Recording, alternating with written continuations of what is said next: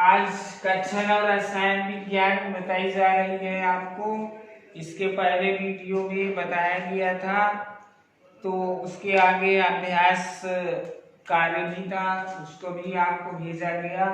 अब इसके बाद में अगला टॉपिक है हमारे आसपास के जो पदार्थ हैं वो शुद्ध हैं। उसके अंतर्गत जो भी टॉपिक है वो आपको आज बताया जाएगा। कक्षा 9 रसायन विज्ञान। हमारे आसपास के पदार्थ शुद्ध हैं। इसमें पहला टॉपिक है शुद्ध पदार्थ। शुद्ध पदार्थ। शुद्ध पदार्थ क्या होते हैं? वे पदार्थ जो समान प्रकार के कणों से मिलकर बने होते हैं। वे पदार्थ जो समान प्रकार के कणों से मिलकर बने होते हैं शुद्ध पदार्थ कहलाते हैं। वे पदार्थ जो एक ही प्रकार के या समान प्रकार के कणों से मिलकर बने होते हैं शुद्ध पदार्थ कहलाते हैं। जैसे हाइड्रोजन, नाइट्रोजन, ऑक्सीजन आदि। ये केवल समान प्रकार के ही कणों से मिलकर बने होते हैं। तो शुद्ध पदार्थ। तो शुद्ध पदार्थ के बाद आता है मिश्रण। क्या होता है? मिश्रण। मिश्रण क्या होता है? दो या दो से अधिक द्रव्यों को किसी अनुपात में मिलाने से, किसी भी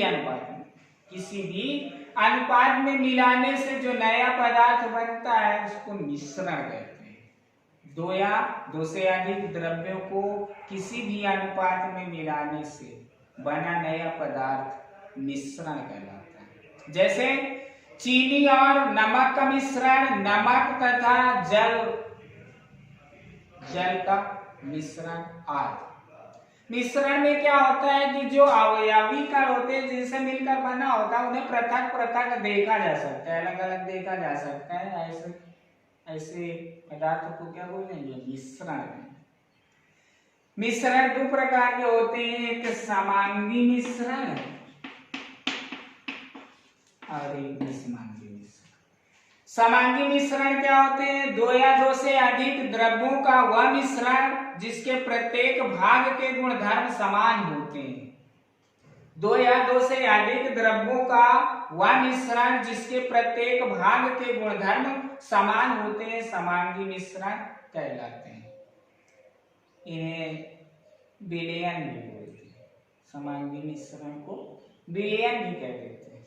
जैसे चीनी और जल का घोल। चीनी और जल का घोल समांगी मिश्रण होता है। विषमांगी मिश्रण क्या होता है?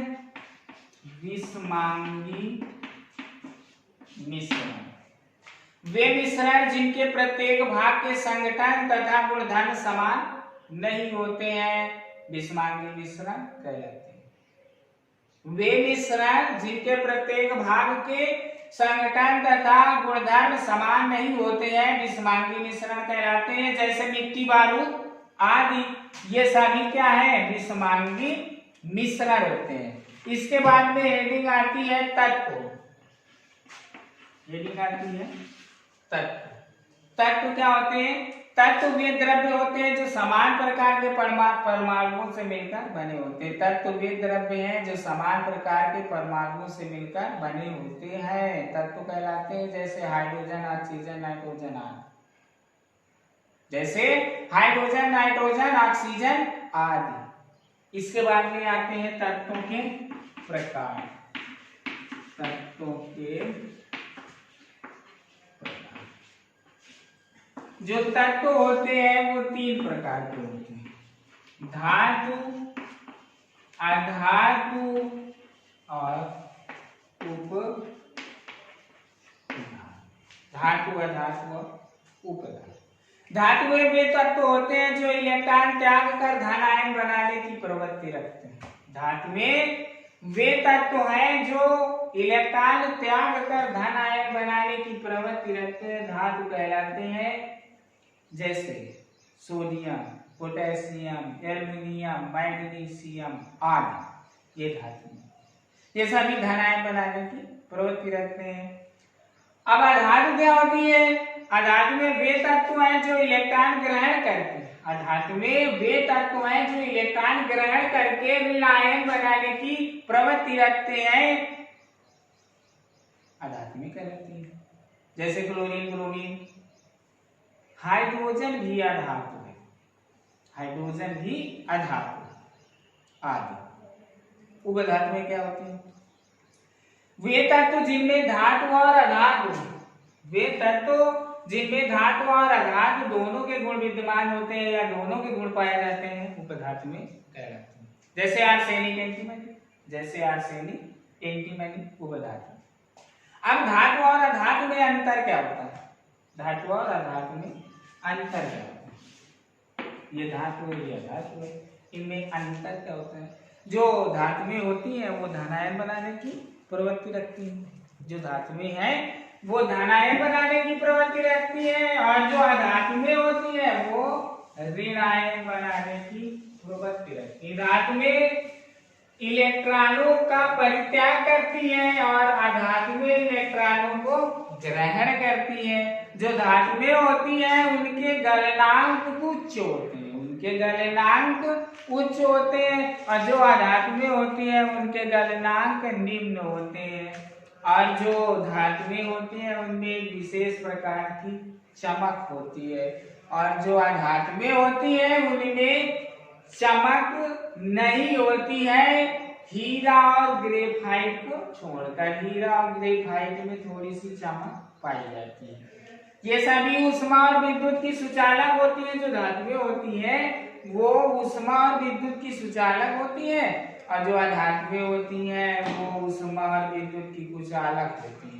और जो धातु में होती है उनके जो ऑक्साइड होते हैं वो क्षारीय होते हैं, और जो अधातु में होती है उनके जो ऑक्साइड होते हैं वो अम्लीय होते हैं। इसके बाद में आता है यौगिक। इसके बाद में हेडिंग आती है यौगिक।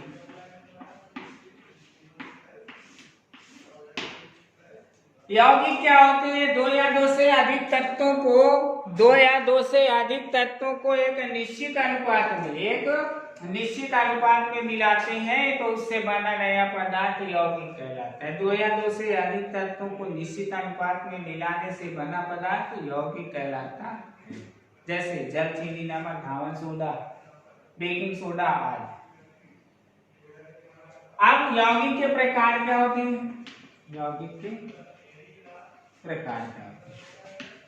यौगिक के प्रकार होते हैं, पहला होता है कार्बनिक यौगिक। पहला होता है कार्बनिक यौगिक। कार्बनिक यौगिक क्या होते हैं? वे यौगिक जिनमें कार्बन परमाणु उपस्थित होता है। वे यौगिक जिनमें कार्बन परमाणु उपस्थित होता है कार्बनिक यौगिक कहलाते हैं। जैसे ग्लूकोज, फ्रक्टोज, धावन सोडा आदि। जैसे ग्लूकोज, फ्रक्टोज, धावन सोडा, सुक्रोज आदि, ये सभी क्या है? कार्बनिक यौगिक है। कार्बनिक यौगिक वे यौगिक होते हैं जिनमें कार्बन तत्व या कार्बन परमाणु उपस्थित होता है। जैसे ग्लूकोज, फ्रक्टोज, ग्लूकोज का फार्मूला C6H12O6 होता है, मतलब C6 माने कार्बन होता है उसमें। सुक्रोज का C12H22O11 होता है, तो इसमें भी C होता है, मतलब ये कार्बनिक यौगिक है। अब इसके बाद में दूसरा यौगिक होता है अकार्बनिक यौगिक। अकार्बनिक यौगिक क्या होता है? वे यौगिक जिनमें कार्बन परमाणु उपस्थित नहीं होता है। वे यौगिक जिनमें कार्बन परमाणु उपस्थित नहीं होता है कार्बनिक यौगिक कहलाते हैं। जैसे जल में कार्बन नहीं होता है। जैसे नमक में कार्बन नहीं होता है, इसलिए ये यौगिक क्या है? अकार्बनिक यौगिक। इसके बाद में आता है विलयन। इसके बाद में क्या आता है? विलयन। विलयन क्या होता है? दो या दो से अधिक पदार्थों के समांगी मिश्रण को, दो या दो से अधिक पदार्थों के समांगी मिश्रण को विलयन कहते हैं। दो या दो से अधिक पदार्थों के समांगी मिश्रण को विलयन कहते हैं। जैसे जल में चीनी घोल दिया जाए, जल में चीनी घोल दी जाए तो उससे जो मिश्रण प्राप्त होगा उसको हम क्या कहेंगे? विलयन कहेंगे। विलयन दो प्रकार के होते हैं। विलयन दो प्रकार के होते हैं, एक संतृप्त विलयन और एक असंतृप्त विलयन। एक संतृप्त विलयन और एक असंतृप्त विलयन। संतृप्त विलयन क्या होता है? जिसमें विलायक में विलय की अधिकतम मात्रा उपस्थित हो। वह विलयन विलयन में भाई दो चीजें होती हैं, विलायक और विलय। विलायक और विलय को जोड़ देते हैं तभी विलयन बनता है। विलयन में दो अवयव होते हैं, विलायक और विलय। विलायक होता है जिसमें घुल जाए और विलय होता है जो घुल जाए। विलायक होता है जिसमें घुल जाए और विलय होता है जो घुल जाए। विलायक और विलय। तो संतृप्त विलयन वह विलयन है जिसमें विलायक में विलय की अधिकतम संभव मात्रा उपस्थित रहती है। इसका मतलब क्या हुआ कि जैसे जल है उसमें चीनी मिला दी जाए, घोल दिया जाए, फिर कुछ समय बाद उसमें चीनी डाल दी जाए, घोल दिया जाए, फिर चीनी डाल दिया जाए, घोल दिया जाए, फिर चीनी डाल दिया जाए, फिर घोल दिया जाए, तो एक स्थिति ये आ जाएगी कि जल में चीनी का घुलना बंद हो जाएगा। वही विलयन संतृप्त विलयन होता है। बात समझ में आ गई? असंतृप्त विलयन।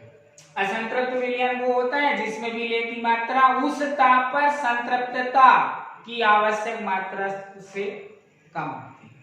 असंतृप्त विलयन का मतलब ये कि जो संतृप्त विलयन बनाया गया, जैसे जल में चीनी डाल के जो है घोला गया, तो एक स्थिति ये आ गई कि जहां से चीनी का घुलना बंद हो गया, तो वो विलयन हो गया संतृप्त विलयन। और उसके पहले का विलयन असंतृप्त विलयन। वही मतलब है कि जिसमें विलय की मात्रा उस ताप पर संतृप्तता की आवश्यक मात्रा से कम होती है। मतलब जो विलय है उसकी मात्रा संतृप्त विलयन में जितनी होती है उससे कम हो तो वो विलयन असंतृप्त विलयन होता है।